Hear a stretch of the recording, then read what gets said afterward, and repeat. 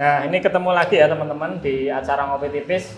Kita dengan Sheila, kita di part 2. Kemarin kita membicarakan tentang otorita IKN. Betul. Kita sekarang beralih explore ya, explore ke luar negeri nih. Seru ya. Seru ya kayaknya luar negeri nih. Nah, ini dari Sheila itu saya lihat kemarin kayaknya pernah berpengalaman jalan-jalan atau apa itu ke Singapura atau yang mana itu ya? Ya, jadi kemarin itu sedikit cerita. Jadi di jurusanku di PWK itu ada salah satu mata kuliah namanya Kuliah Kerja Perencanaan. Oh, kuliah KKP. KKP, Ya. oke. Belum KKN. Belum. Sebelum KKN. Sebelum KKN, betul. KKP. Jadi KKP ini basicnya adalah buat apa ya? Jadi teman-teman PWK ini diajak untuk melihat perencanaan di tempat lain. Baik itu boleh itu di luar negeri atau mungkin di daerah lain di luar Jogja. Istilahnya apa ya? Sederhananya mungkin kayak benchmarking gitu ya. Betul, benchmarking gitu. Jadi buat belajar lah gitu. Nah, kemarin kebetulan angkatan aku merencanakan untuk pergi ke Singapura. Ke Singapura. Itu dan Malaysia. Itu gimana? Maksudnya apakah dengan biaya sendiri atau ada anggaran dari kampus atau iuran gitu? Gimana tuh? Ya, jadi kemarin itu karena kebetulan di KKP ini ketuanya adalah aku ya Mas. Aku ketuanya. Ketua lagi nih. Oke. Jadi kebetulan diberi kepercayaan buat jadi ketua, terus jadi aku rencanain ke Malaysia dan di Singapura dengan budget sekian. Nah, budget itu kembali lagi ditentukan sama kemampuan teman-teman juga. Jadi sebelum aku menentukan mau kemana dan budgetnya berapa, aku ada survei dulu ke teman-teman angkatan aku. Kemampuan biayanya berapa sih gitu. Nanti mereka vote, ada rentang segini gitu. Terus setelah itu barulah menentukan budget segini untuk ke Singapura dengan tema tertentu juga. Ya itu budgetnya itu masing-masing. Jadi 50-50 Mas. Jadi 50-50. ada dibantu dari kampus juga. Jadi memang kampus ada pembiayaan untuk KKP itu.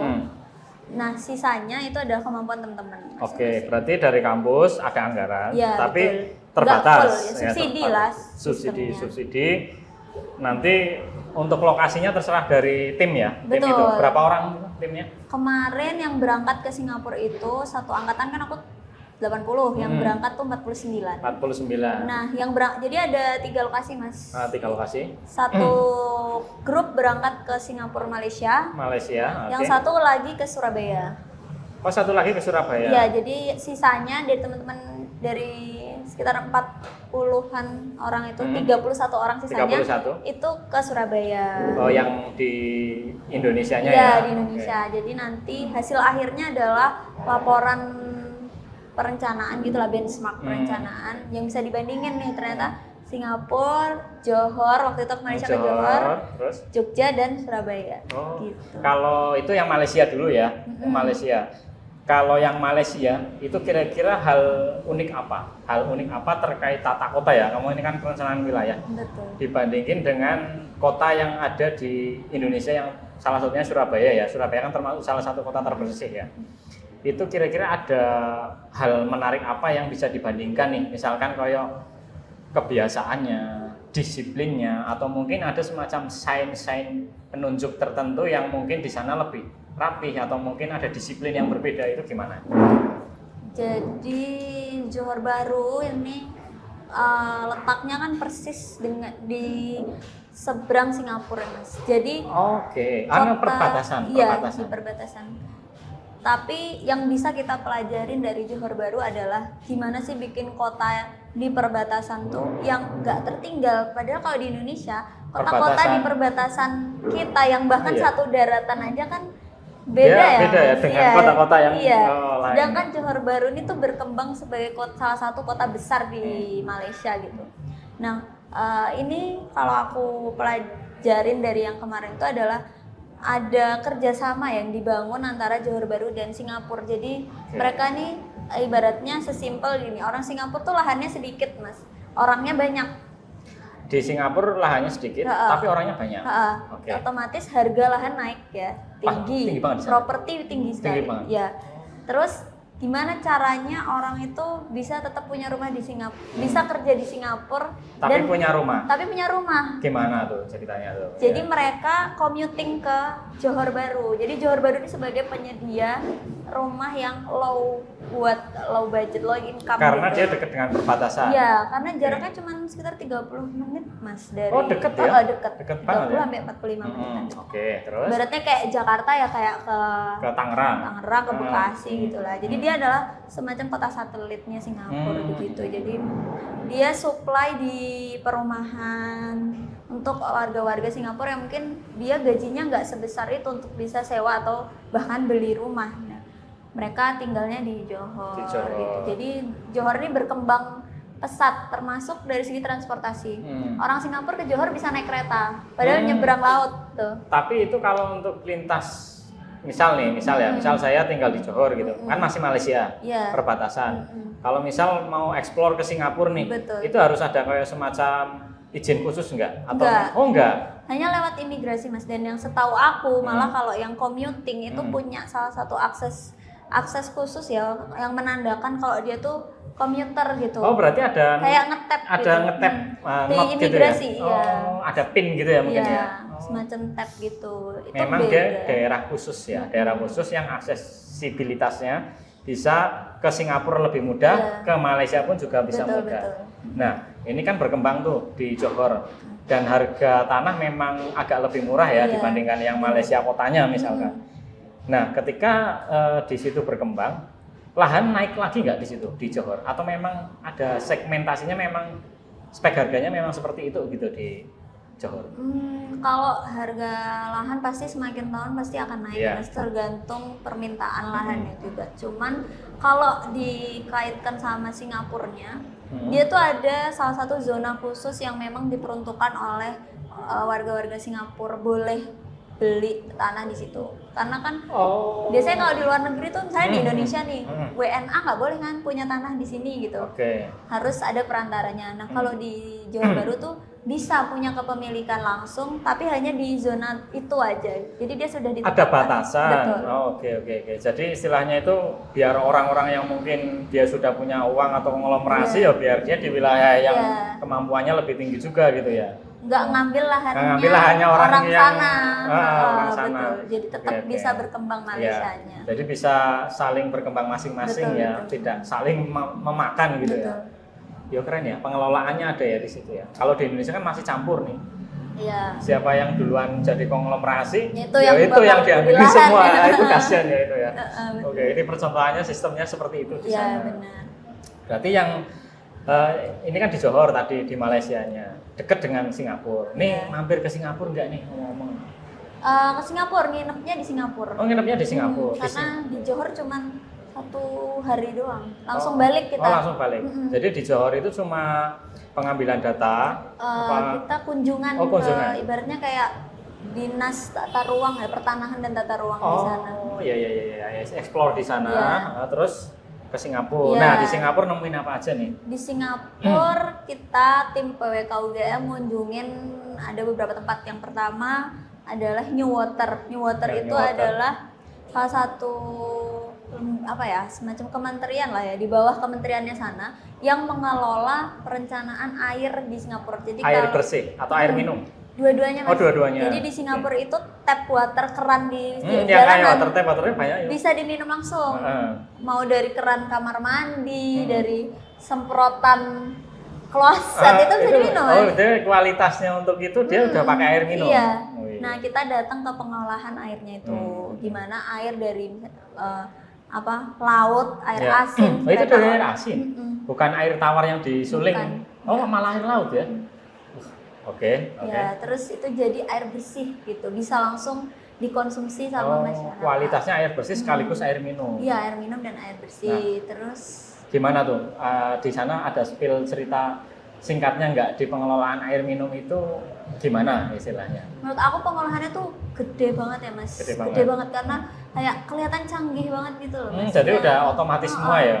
Kayak stepnya banyak, aku nggak terlalu ingat stepnya ya. Jadi ada banyak sistemnya kayak sampai bentukannya tuh jadi molekul gitu, jadi kecil banget. Jadi iya, dia iya. diperhatiin banget gitu dari mulai masuk sampai akhir keluarnya gitu. Berarti karena ada pengubahan dari air asin ke air tawar, di sisi lain nanti ada penyaringan molekul juga ya, keren ya. Sampai kualitasnya air minum. Kayak Toyagama. Iya kayak Toyagama, tapi belum dari air asin ya. baru sumber air tawar biasa, terus dikelola gitu pakai teknologi sampai jadi air minum. Ya masih proses. Tapi kalau di Singapura selain dari pengelolaan air minum yang menarik apalagi tuh yang ditemui di sana? Kita ke Urban Redevelopment Authority. Nah, itu ngapain tuh? Itu ibaratnya kalau di sini kayak Kementerian Bappenas lah di Oh, sini. perencanaannya Singapura nih ya. Iya, kayak Bappenas gitu. Jadi di sana tuh bener-bener kelihatan banget kalau si Singapura ini memang kota yang direncanakan. Jadi sama kayak IKN gitu kan. Oke. Direncanakan ya Mas. Nah, Singapura tuh sama, jadi mereka memang tadinya Singapura tuh bukan kota yang sebagus itu loh. Sama kayak Jakarta. Sama kayak Jakarta gitu ya. Banyak masalah bantaran, sungai, banjir, kotor dan lain-lain. Tapi atas inisiasi ya dari salah satu tokoh di sana lah ya. Namanya itu, siapa tokohnya? Lupa sih Mas. Tapi ada tokohnya. Tapi ada tokohnya. Orang itu, person. Okay. Jadi dia itu yang pertama kali bersihin sungai di Singapura yang jadi bersih banget gitu. Sekarang jadi ada wisata lah naik kapalnya itu. Dia bersih-bersih gitu ya. Terus dia dari situ mengajak masyarakat buat ayo bangun gitu, berubah dan jadiin Singapura ini lebih baik. Nah, mulai dari situ Mas, jadi di Urban Redevelopment itu dijelasin bagaimana dia tuh caranya mengajak orang-orang di sana tuh bisa aware sama kotanya sendiri ini gimana gitu. Membangun kesadaran ya berarti betul. Ya itu penting banget. Karena kalau nggak dari situ otomatis bagaimana bisa tergerak ya. Benar. Dan itu prosesnya diceritakan nggak bahwa proses sebesar itu berlangsung berapa lama sampai pada titik masyarakatnya sadar dan akhirnya terbangun sistem yang seperti sekarang. Ya, itu cukup lama ya Mas. Lama ya. Puluhan tahun. Berarti nggak cukup satu generasi. Memang. Jadi tapi harus iya kan. Iya, tapi harus dimulai sih. Iya. Ada perpanjangan tangan. Mungkin yang tadi tokoh itu dia bermula kesadaran. Nanti setelah dia mungkin menua atau mungkin dewasa, ada generasi selanjutnya ya yang meneruskan melatih. Sampai pada titik nanti kalau sudah full semua terbangun, akhirnya tinggal membangun sistemnya ya. Benar. Ini proses lama ya. Lama. Setelah itu ada beberapa tempat lagi kayak misalnya Maritime Port Authority, itu sebenarnya mirip sih kayak di pelabuhan-pelabuhan di Indonesia aja, jadi relatif sama. Oke. Sama aja kalau yang maritim itu. Cuman kayak kita lebih ke mengenal salah satu pelabuhan tersibuk di dunia ya, Singapura. Singapura itu ya. Jadi pelabuhannya salah satu yang tersibuk. Nah, itu kita pengen lihat aja sih operasional pelabuhan yang kayak gimana sih gitu.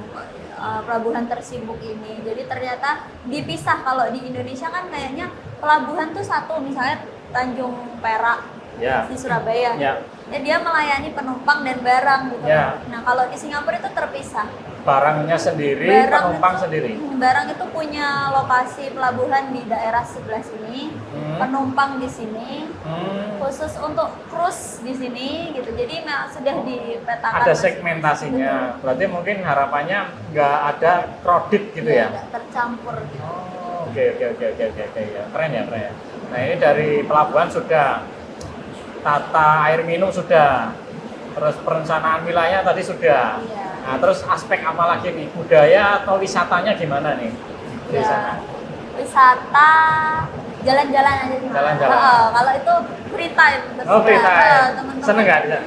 Seneng, tapi mahal ya. Mahal. Oh, ada spot-spot khusus langsung berbayar atau gimana tuh? Enggak sih, lebih kalau kemarin aku mengarahkan teman-teman buat yang gratis aja lah gitu.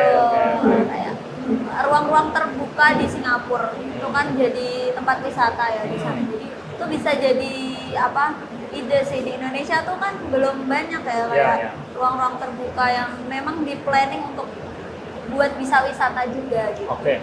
Berarti memang di sana selain dari fasilitasnya yang tadi mendukung, spot-spot wisatanya juga sudah dibangun beberapa titik. Oh, ini yang berbayar, ini yang enggak ya? Ya, Karena memang di sana benar-benar diperhatikan terkait penataannya ya.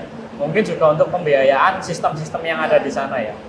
Ini kalau sekilas nih, sepintas kalau sampai Singapura, istilahnya itu feel yang didapatkan apa ya? Misalkan kayak saya ke Jogja kan, kota yang sangat nyaman, kota pelajar, kota kreatif. Kalau Singapura apa nih semboyannya kira-kira ya? Mungkin Dari modern ya Mas. Modern. Oh, Pertama udah. kali kita datang tuh langsung naik public transport. Jadi kita memang didesain kegiatan itu tuh nggak naik bus Mas. Biasanya kalau piknik atau kegiatan kunjungan naik bus pribadi ya. Kita tuh nggak. Kita mau nyoba public transportnya. Jadi semua teman-teman tuh dibekali kartu masing-masing. Jadi act like local. Full free. Full. Oh, keren. Jadi semua kartunya dikasih, kita belikan kartu sudah diisi. Teman-teman bisa merasakan rasanya jadi warga Singapura. Jadi langsung pakai public transportnya, naik bus, naik MRT, nggak ada naik taksi, naik bus pribadi itu kita nggak ada. Jadi Nggak ada. memang full kayak orang sana aja lah. Oh gitu. iya, itu ada akses khusus lah ya. Maksudnya aksesnya gimana? Akses khusus tuh kan kamu pendatang nih. Nah, oh nggak ada Mas. Oh nggak ada. Kita membaur aja sama. Oh nggak apa-apa. Nggak apa-apa. Nggak apa-apa. Nggak Oh apa-apa. yang penting udah ada kayak Kartu, udah beli kartu ya. kartunya aja. Ya. Berarti lebih memang benar-benar terbuka ya di sana ya untuk menikmati kendaraan umum dan lain-lainnya. Sama mungkin yang selanjutnya itu kan aku 2023 Nah itu gimana tuh? 2023 awal Januari ya aku ke Singapura itu sama teman-teman PWK. Ini beda lagi ya? Beda lagi. Oh beda lagi. Ini gimana nih? Kebetulan yang terakhir aku ke Singapura tuh baru tahun ini. Januari kemarin. Oh kemarin 2024. 2024. Nah, konteks ya ini kita cerita dulu. Yang 2023 itu konteksnya ngapain? Yang 2024 itu ngapain? Ya, jadi yang 2023 lebih ke akademik ya, lebih Akademik. ke pemenuhan kurs kuliah aja, mata Oh, kuliah mata lah. kuliah. Oke. Kalau yang 2024 ini pribadi aku sih Mas. 2024 pribadi. Lebih ke tentang pekerjaan kalau yang ini. 2024. Iya. Itu berarti pekerjaan apa project atau penelitian? Kerja, daftar kerja lebih Oh, tepatnya. daftar kerja. Iya. Lah kan belum lulus. Iya, Mas. Nah, ngapain? Nah, jadi gini, Gimana aku tuh? tuh memang orangnya curious gitu loh Mas. Oh, penasaran. Iya, memang tinggi aku tuh. Jadi aku memang pengen sebelum lulus tuh aku sudah punya kayak pengalaman ataupun Oke. pengetahuan tentang dunia kerja itu seperti apa. Oke. Nah, kok motivasinya itu sampai ke Singapura itu melihat news atau berita apa di sana Iya. yang kira-kira bisa sampai ke sana lagi Iya. untuk itu? Jadi aku tuh ada akun Instagram aku itu mengikuti loker-loker gitu lah Mas, ibaratnya gitu. Oh, loker-loker gitu. luar negeri juga. Iya, luar negeri juga. Oh. Terus ada muncul lah tiba-tiba ini namanya ASEAN Career Fair. Oh, oke. Ya. Berarti Nah, kalau di sini kayak apa ya? Kayak career days gitu? iya kayak Oke. fair lah, kayak Oh, oke. fair. Terus ke fair sana? univ gitu. Terus habis itu kita nah ceritanya gini Mas, ASEAN Career Fair ini fair tapi dia yang datang hanya only selected candidates. Jadi diseleksi gitu Mas. Nah, ASEAN Career Fair ini kerjasama dengan Jepang. Jadi yang datang hanya perusahaan-perusahaan Jepang aja. Oh, khusus Jepang? Khusus Jepang. Oke. Nah, terus tadinya aku cuman nonton doang karena aku belum lulus ya. Jadi kayak oh mak nggak bisa lah kan belum lulus. Ternyata pas aku baca-baca bisa untuk final year student. Oh, berarti posisi masih mahasiswa akhir? Iya. Oh, nggak apa-apa? Nggak apa-apa. Ngapain tuh? Nah, aku tuh. apply kan. Ini teman-teman banyak yang tanya nih mungkin teman-teman Iya, itu. teman-teman juga mungkin banyak yang tanya kemarin kok bisa gitu. Iya. Nah, jadi itu ada di website ASEAN Career Fair with Japan, yang mana di sana ada list daftar perusahaan-perusahaan yang akan join di fair itu, termasuk jurusan yang mereka butuhkan. Nah, Salah satunya salah jurusan salah satunya adalah ada 3 perusahaan yang concern ke urban planning. Gitu. Nah, aku ngelihat ini kayak wah bisa ya gitu. Terus iseng lah daftar. Syaratnya simpel aja teman-teman. Jadi ada transkrip transkrip. ya. nggak ada minimal IPK-nya sebenarnya. Nggak ada. Cuman semakin tinggi akan semakin baik. Oke. Terus habis itu kemampuan bahasa Inggris pasti. Pasti. Skor TOEFL, IELTS itu dibutuhkan. Meskipun nggak ada syaratnya berapa minimal mas, cuman ya dilampirkan aja. Gitu. Kemarin aku melampirkan. Terus habis itu sama rekomendasi dari profesor di universitas. Oke. Kemarin aku minta ke profesor aku. Profesor siapa nih? Nah, kebetulan di DP aku tuh Profesor Sudaryono namanya. Pak Daryono. Iya. Oke. Tapi sama beliau diarahkan untuk ke yang ketua program studi aja. Oh, langsung biar lebih kuat ya. Gitu. Jadi dibuatlah gitu. Terus aku kirim. Kirim. Online ya? Online, tanpa spekulasi ya mas, karena aduh pasti yang daftar lebih banyak yang udah lulus. Terus? Ya udah kayak nggak mikirin lolos atau nggak lama lah, seminggu atau seminggu setelahnya dapat email, ternyata aku lolos dan diundang buat ke Singapura dan dibiayain. Oh dibiayain ya? Dibiayain. Full free loh? Full. Lumayan Pulang ya? pergi full. Jalan-jalan gratis Iya. juga ya? Oke. Itu berapa hari di sana tuh? Jadi acaranya sebenarnya tuh 1 hari fairnya, tapi di fair itu sekaligus interview mas. Ada walk-in interview. Jadi sebenarnya teman-teman yang sudah jadi kandidat ini berarti sudah lolos kriteria dari perusahaan-perusahaan tersebut dan mungkin perusahaan itu mau ketemu loh sama kamu gitu, mau interview kamu gitu. Jadi tapi kita nggak dikasih tahu nih perusahaan apa ya yang belum? Iya. Acak random gitu ya? Jadi kita baru tahu hari H. Oh, pas di hari H kesana nih, ke Singapura. Baru dikasih lah kita kayak semacam buklet gitu. Buklet. Dan itu ada tandanya yang cocok dengan permintaan itu. Iya, gitu. Kita masuk di sini gitu, di perusahaan ini dan ini. Jadi hari itu langsung belajar tentang perusahaannya itu karena kemungkinan ada interview kayak gitu-gitu. Nah, itu bisa jadi opportunity dari teman-teman. Itu belum banyak sih mas yang tahu sebenarnya. Oh belum banyak ya? Di Instagramnya di ASEAN apa tadi? ASEAN Career Fair. Oh, ASEAN Career Fair. Oh iya. Buat teman-teman yang mungkin pengen kerja di Jepang itu bisa lewat itu karena ini udah interview nih berarti nih? Sekarang aku lagi tahap nunggu jadwal interview. Oh berarti ini kan kemarin ke 2024 Januari itu kesana interview ya sekaligus mempelajari beberapa perusahaannya. Terus masih nunggu jadwal lagi. Jadi kemarin tuh setelah di hari H itu bakal dikasih follow up kalau perusahaannya tuh tertarik sama kita. Oke. Dan sekitar beberapa hari setelahnya itu nanti akan di email. Gitu. Oke. Ini masih nunggu. Ya, dan kemarin alhamdulillahnya setelah acara itu kebetulan aku dapat email follow up lagi untuk step selanjutnya. Jadi step selanjutnya ada lagi. Ada lagi. Di perusahaan mana yang itu? Kemarin aku yang dapat email follow up itu ada di namanya Kozo Keikaku Engineering. Kozo. Itu kayak konsultan perencana gitu. Di Jepang sama satu lagi tuh Penta Ocean. Oh, Penta Ocean. Iya. Dua-duanya itu follow up ya. Dua-duanya. Terus next step nih. Ngapain lagi tuh? Suruh ngapain tuh? Interview lagi sih mas. Oh interview lagi? Berarti berlapis-lapis ya? Iya, jadi stepnya memang interviewnya tuh 3 kali. Kalau 3 kali. Kemarin tuh kayak cuman apa ya, HR ya, ibaratnya kayak gitu HR aja. Terus kalau cocok di follow up lagi, nanti skemanya ada yang interviewnya diundang ke Jepang, ada yang online. Ada yang online juga ya? Jadi berarti sekarang nunggu ya? Menunggu. Terus pengumumannya kapan untuk interview ulang belum muncul ya? Belum, cuman nanti diinfokan untuk jadwalnya lebih lanjut. Oke, standby ya? Iya. Standby sambil ini udah akhir, sambil menunggu lulus gitu ya? Wah, berarti cadangannya udah banyak nih ya, udah masang trap banyak nih ya.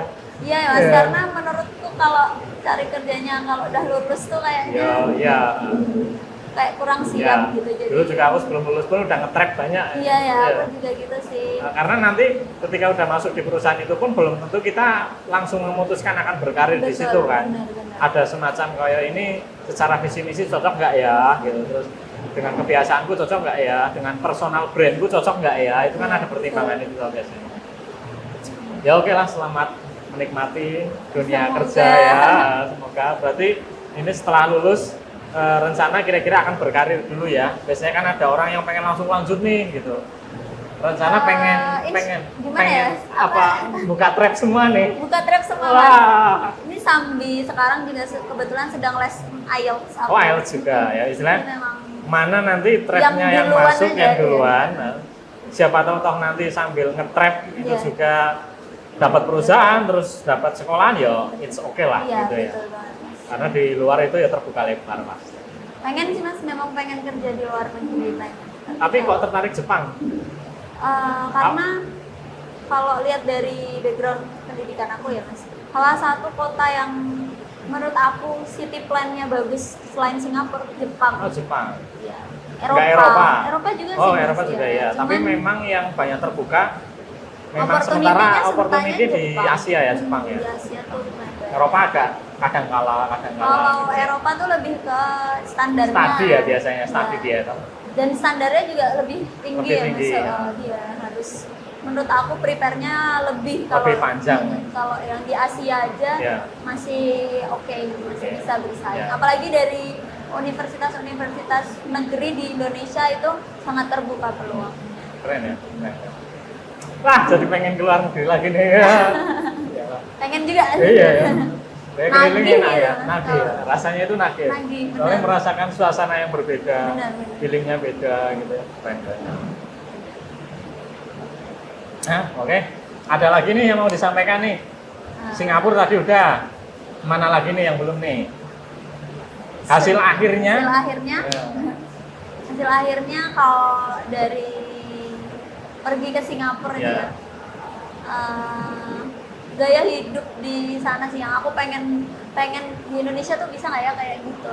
Kayak ngerasa lebih apa ya, tinggal di kota tuh kayak lebih nyaman, lebih tenang gitu karena mungkin nggak crowded kayak gini. Oh, di sana rasanya itu di sana feel-nya kalau Singapura ya aku belum pernah kalau Singapura.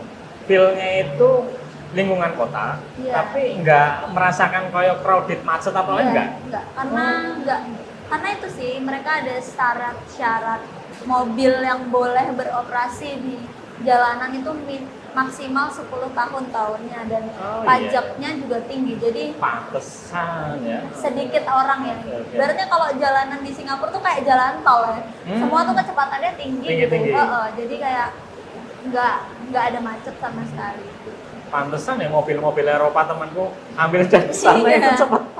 Iya, karena udah 5 tahun, 10 tahun. Udah belum masih bagus lempar. Benar. Nah, harus ganti terus. Makanya jadi orang-orangnya juga jadi males ya beli mobil. Males Mending buat naik transport umum aja kan. Uangnya bisa buat yang lain gitu ya. Benar. Jadi jarang lah yang punya mobil. Jadi kayak kalau di sini mau kemana-mana, aduh males, macet, panas ya. Di sana kan kayak enggak, ya panasnya tetap ya, sama panas. Tapi kan aksesibilitasnya lebih. Iya. Terus juga kalau jalan tuh ada aja yang dilihat gitu. Oh, ada aja itu gimana? Kayak, ada pandangan mata yang enak gitu? Iya, kayak bisa dinikmati jalannya. Apa contohnya? Apakah cowoknya ganteng-ganteng? Apa ini tuh? Jadi lebih ke kayak suasana kotanya sih Mas, karena dia di planning banget. Jadi kelihatan cantik, bagus gitu. Oh, berarti view-nya ya? Iya. Tata kotanya. Tuh, tata kota, estetika kota. Berarti rapi, bersih dan memuaskan mata sih lebih kayak gitu. Jangka panjang itu ya. Indonesia kan terpecah-pecah belah itunya pulaunya ya, jadi penataannya harus bertahap ya ini ya. Tapi ya memang nggak bisa sepenuhnya. Nggak bisa langsung sepenuhnya. Betul. Beda karakteristik. Ya, karakteristiknya beda dan di sana itu pun lahannya kan juga tidak seberpencar Indonesia yang banyak suku ya. Ya nanti proses lah, mudah-mudahan. Ya, 2045 ya, mudah-mudahan.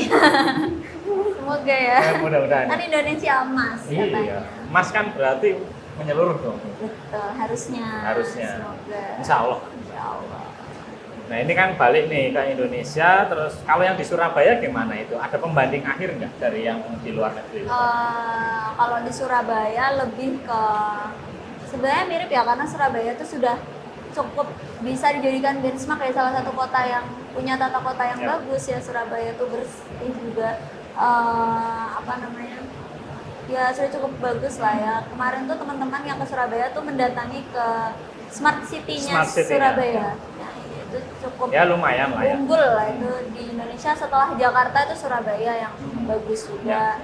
Terus datang ke ya itu aja sih mas Ya. kayaknya ke Smart City. Oke, berarti bahwa di luar negeri ada perbedaan karakteristik dan sistemnya. Ya otomatis mereka lebih maju karena ya aku yakin area mereka memang tidak seluas Indonesia, satu itu. Yang kedua memang dari budaya ketertibannya ya tadi ketat di sana ya, Iya. ketat penertibannya, terus istilahnya dibuat sebisa mungkin masyarakatnya itu mau mengikuti ya tata alurnya pemerintahan di sana, dan itu benar-benar disiplin ya, Benar, disiplin. Terus sampai terbentuklah sebuah habit atau kebiasaan yang mungkin itu bisa membuat sirkulasinya itu nyaman, Benar. aman, dan dibangun fasilitas yang Oke berestetika. juga, betul. Wah, itu tata kota banget ya. Iya. Jurusanmu itu ya. Jurusan aku banget. Keren. Oke, ini ada pesan apa lagi nih buat teman-teman dari wilayah tata kota atau perencanaan atau dari personal pribadimu barangkali ini? Mungkin personal aja. Ya, personal nggak apa-apa aja. deh. Ya, jadi buat teman-teman sama sih lebih ke banyak eksplor diri, banyak persiapin, apalagi mahasiswa tingkat akhir nih kayak aku Tingkat ini. Bisa cari peluang-peluang yang lain, nggak perlu nunggu lulus dulu, teman bisa intern, magang, kayak gitu-gitu juga bisa.